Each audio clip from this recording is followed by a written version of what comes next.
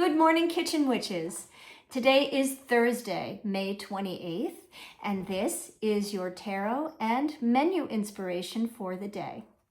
I'm Chef Lisa, editor-in-chief of A Chef's Grimoire magazine, and this is how we menu plan for the magazine via the tarot cards. We're going to pick one card for today, and that is going to be our inspiration of what to look out for, what to be aware of, the energy that's happening throughout the day, and what to go grocery shopping for to make meals for the day. So what is going to be our card giving us inspiration for the day? Thursday, May 28th. Oh, one popped out. Let's probably take that.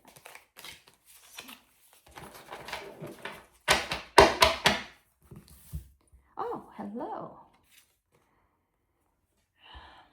The Four of Pentacles. Four of Pentacles. So a minor arcana. Pentacles are all about earthen element.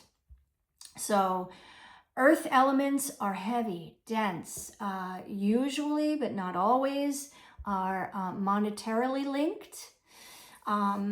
Like this miser, we can see, is holding on to the Four Pentacles for dear life. So the card has that particular meaning, right? Any novice can pick this up and say, something's going on there. They're holding on tight.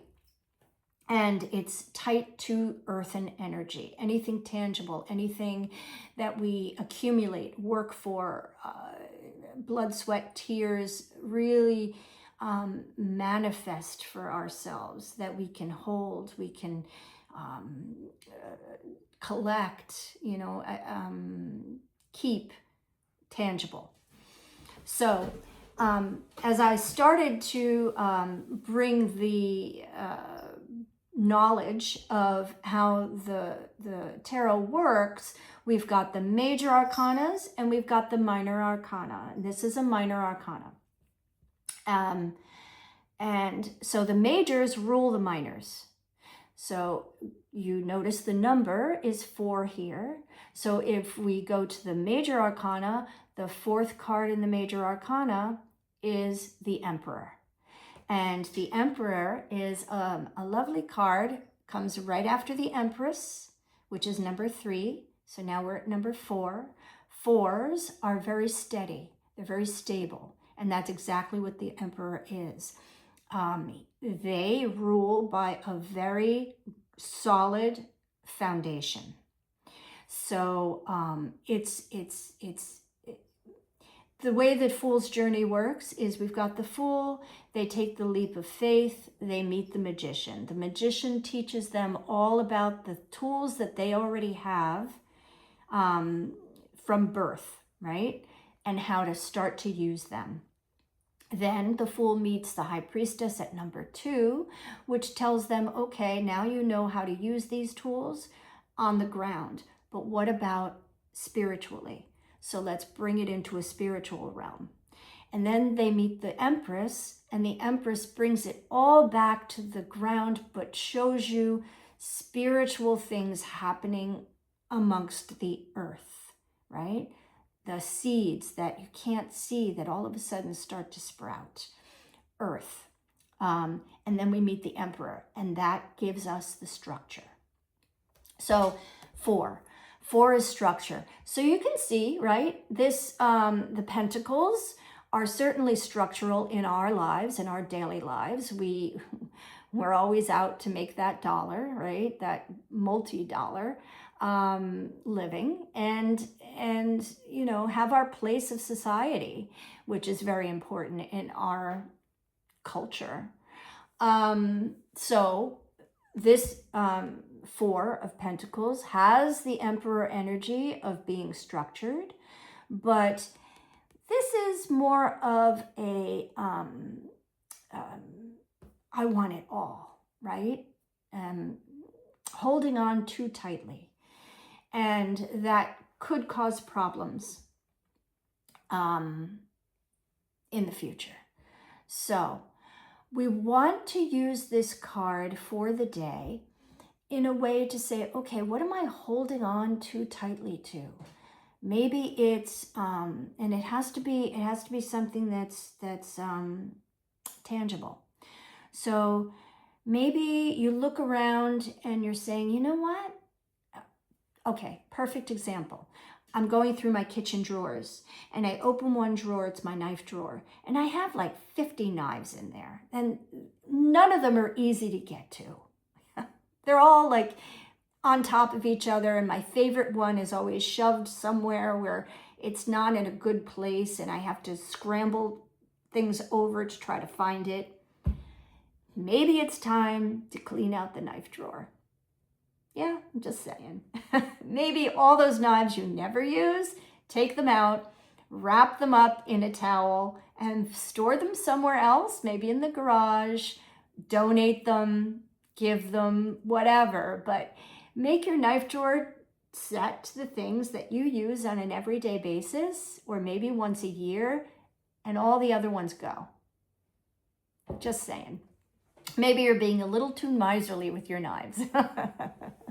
But it could be anything. So look around today and see what can you give that you no longer need, that you're holding on to for whatever reason. It could be sentimental too, right? And that might take a little more finessing to release. But tangible things that you know you'll never use again, why don't you make a donation to Goodwill today? That's our Four of Pentacles, right? So how do we bring this into the kitchen? I'm thinking miserly meals. So look around your cupboards. This is a great way to get rid of food that you may have stored for a really long time in your cupboards, that your cupboards are overflowing. So let's start to use them. So for that, for breakfast, if you've ever been to the United Kingdom, one of their favorite breakfasts, which I laugh whenever I think about it, but it's beans on toast. Yeah. I mean, in a realistic sense, in a dietary sense, it's great. You've got your carbohydrates, double because of the beans. You've got your protein because of the beans. You've got your fats because there is usually bacon in the beans, or there doesn't need to be, but sometimes there is. So it's a healthy breakfast, really. It's just not one that Americans find delicious, but it is. So we're going to try it, and we're being miserly today, right? We're having the Four of Pentacles energy help us. So you're going to get toast, or you're going to get bread, and it could be a high-end, gorgeous artisan loaf that you made yourself or bought from a market, or it could just be Wonder Bread, and you're going to toast it in your toaster oven. And then you're going to, on the stovetop, open a can of beans. And they could be vegetarian beans, great. They could be beans with maple syrup and bacon. There could, whatever beans, right? Put them on the stovetop. If you like to doctor them up with a little ketchup, a little mustard, a little something else that makes them more tangy, do it. And then you're going to take a dollop and you're going to spread it on the toast, which is buttered or not, your choice. The butter brings in the healthy fats as well. So that's breakfast. Yeah, I know. Beans on toast. You probably have a can of beans. It could be any beans. It could be a can of black beans. And then from there, you have to kind of make them sweeter with a little maple syrup and the mustard and the ketchup and, you know, doctor that up if it's not already a can of baked beans, right? Or maybe, again, we just had Memorial Day for the holiday. You made a big casserole of your favorite baked beans or grandma's baked beans or whatever. And you have leftovers. Heat them up on the toast, done, right? Breakfast. Miserly, really miserly, because you probably have bread in your freezer, right? Use it. use the can of beans in your cupboard. Done. That's beans on toast. For lunch, we're going to do tuna melts. Again, in your cupboard, you probably have a can of tuna laying around. Just double check the date. Make sure it's not expired. Open it up. Get some mayonnaise. Everybody has it in their fridge. Take that out. Make up your tuna salad. I like to add apples into my tuna salad. I just, again, like the sweet that it brings in. So a Granny Smith apple, chop it up, put it in. Cinnamon, if you wish. That's really nice too. And then you're going to take one of those seeded crackers. They usually, I don't know the name brand of them, but you can find them in the market. Usually, well, sometimes with the crackers, but most likely they'll be in the deli section. I don't know why they keep them in the deli section. But they're seeded crackers and they're about that big because you want something that replicates bread. Now, we had bread at breakfast, which is why I'm not saying do this on toast, but use a cracker instead, just for versatility. You could use bread, fine. But what you're going to do is you're going to add cheese on top. So you don't want to cook the tuna, right? You don't want to make the tuna hot, but you're going to spread the cold, the just made tuna salad onto a cracker. You don't want to go too thick, just, a nice, 1/4 inch layer from end to end. Make sure that no bite is without tuna. And then you're going to take cheddar cheese, or provolone is really nice, or any kind of cheese that you have laying around in the fridge. Slice it up and set your broiler in your toaster oven. And then put the cracker on either a sheet tray by itself, no lining, because under the broiler you can't use parchment paper, it'll burn. So foil, if you wish to broil on foil, you can do that, or just a stainless steel sheet pan in the fridge, in the toaster oven with your toasts on top. Adding the cheese, right? And then you're going to broil that only until the cheese melts. If you wish to get a little coloring on the cheese, leave it a little longer, but the end result is that the tuna salad is just room temperature, not hot, and your cheese is melted, and your cracker is still crisp. Tuna melt from the cupboard. Done. Lunch. For dinner. So, cacio de pepe. Yeah. A box of spaghetti or angel hair, salt, pepper, Parmesan cheese. Everybody has it in their fridge.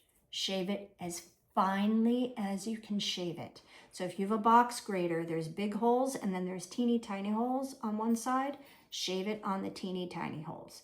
You want that Parmesan or Romano, which is my personal favorite, to be super, super fine, because that's the difference in making a clumpy cacio de pepe to a smooth and gorgeous cacio de pepe.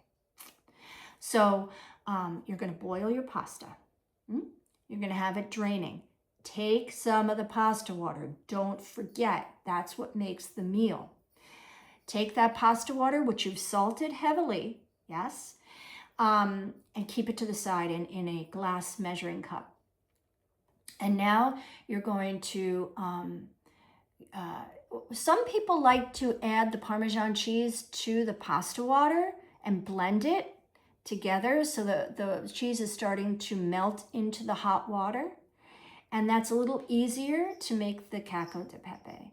But from there, you're just really making a Parmesan pasta. You're making macaroni and cheese is what you're making, but you're doing it in a technique. So by making the cheese emulsify into the pasta, then you've done it right. You don't want clumps of cheese in the pasta. Another great, this is not as miserly because you're dealing with bacon, but everybody has eggs laying around, right? So you can do a carbonara Same method applies. You're using that pasta water that's been heavily salted when you cooked your pasta. That's the key to making both of these dishes.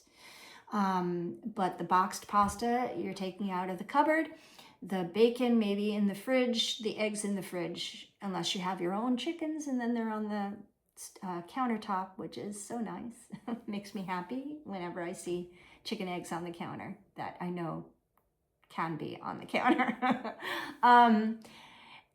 So you're making the bacon, right? You'd fry that up in a pan. Your pasta's already boiled, already drained, and you have your pasta water. When the bacon is, you don't want it too crisp. You want to keep it a little supple. And you want to use that bacon grease for this dish. So keep all of it in the pan. And then you're going to add the pasta, get it coated with the bacon and the grease. And you're going to add the eggs that you've whisked really well. And when you add the eggs, you're going to keep tossing and you're going to add some of that pasta water as well. And all of that residual heat, there's no heat under the pan at this point. It's all still, your pasta's hot, your bacon grease is hot, the pasta water is hot. That all is going to cook your eggs, but it's going to cook it gently. So again, you want the eggs to emulsify. You don't want them to scramble. And that's going to give you a creamy, gorgeous bacon and egg pasta for dinner. And if you want to get, really fancy, take a little parsley over the top. Pair that with a cherry tomato salad. Nothing more than cherry tomatoes cut in any way, shape, or form you like. And you can drizzle that with some lemon juice if you really want to be miserly. Or you can make a simple vinaigrette of apple cider vinegar, olive oil, little Dijon, and honey. And Jasper approves. So that's your meal inspiration for the day. Clean out your cupboards. Make something delicious. And always get rid of the things you don't need, right? Don't hold on too tight. Life is a give and take. So today's the day to inspect what you can give, if you can. And if you can't, just think about how you might not hold on to it as tightly as you once did. As always, nourish yourself, nourish those you love with your kitchen magic. And I will see you tomorrow.